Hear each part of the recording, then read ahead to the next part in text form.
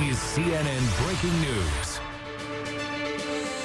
Welcome back to our continuing coverage of the attacks in Christchurch, New Zealand. Now, police in New Zealand are urging people to stay off the streets and to avoid mosques in the coming hours after mass shootings at 2 mosques in the city of Christchurch. At least 49 people are dead, many others seriously wounded. This happened around 1:40 in the afternoon local time, the busiest day of the week for many mosques when worshippers gather for Friday prayers.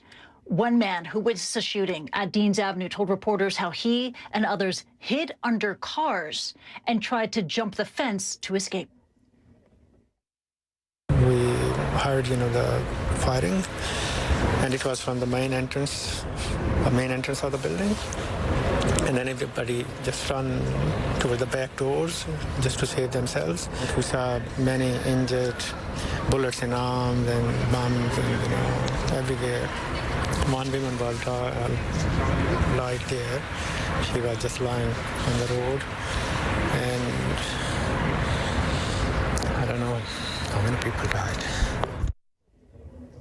CNN's Matt Rivers is tracking developments. He joins us again. And Matt, in the last 30 minutes, you heard it live here in CNN, updates from the New Zealand Police Commissioner about the suspects and the death toll. Yeah, absolutely. We're getting, this information coming in slowly but surely, Christy. We heard from the Prime Minister herself a bit before. We heard from the police commissioner, and the facts keep getting worse. Frankly, 49 people now confirmed dead, 41 of whom, according to the police commissioner, were killed at a mosque on Deans Avenue in Christchurch. 7 more killed at the mosque on Linwood Avenue, and of the 40 people that were being treated at a hospital in Christchurch, one of them has died so far. Given, though, the amount of people in that hospital, we could very well see this death toll continue to rise. We just don't know, but it is already a horrific number. 49 people have been killed so far. As for the people who have committed these crimes, according to the police commissioner, one man, a white male in his late 20s, as he was described to the media, has been charged with murder. He will appear likely in court tomorrow morning in New Zealand. 3 others throughout the day today have been apprehended as a part of this investigation, according to the police commissioner. One of those people, although all 3 were carrying firearms or some sort of weapon and were in the vicinity of these attacks, it appears that one of the 3 had nothing to do with the incident, and police are still talking to the other 2 people who to try and figure out what they were doing in the area with weapons at the time. According to the police, no other threats at this moment. They're not actively looking for anyone else, but they stressed that they are very much maintaining vigilance, not only in Christchurch, but around the country. They're also still working on disarming an IED that was found on one of the vehicles that was used in these attacks. Initially, we were told that there were IEDs on multiple vehicles, but police clarified that statement in this latest press conference, Christie, saying that there were 2 IEDs found on one of the vehicles. One of them has been disarmed already. They are working on doing the other one. Matt, warnings have been issued to members of the Muslim community in the wake of these attacks. What kind of warnings have police issued to the Islamic community in Christchurch and across New Zealand?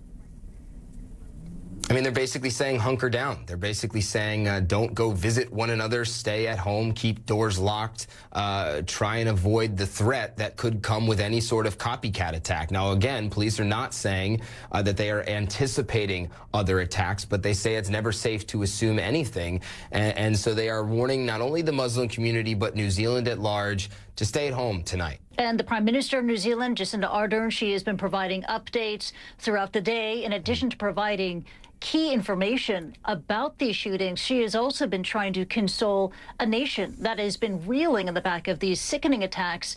What has been her message?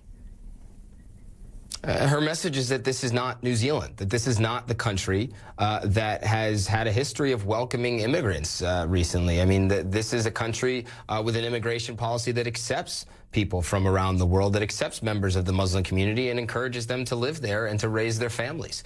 This is, the words that she said is that that the attacker or attackers, depending on how this shakes out, may have chosen New Zealand, but that New Zealand utterly rejects these attacks. That's where her words in a press conference, you could see the emotion in her face. You could see her struggling with this, as everyone in New Zealand likely is at this point. But her message is that this is not who we are, and that people should be compassionate to one another tonight, that people should bond together, and that they should not let New Zealand's image, not let the character of the people of New Zealand be tarnished by these attacks, that this is not who New Zealand is.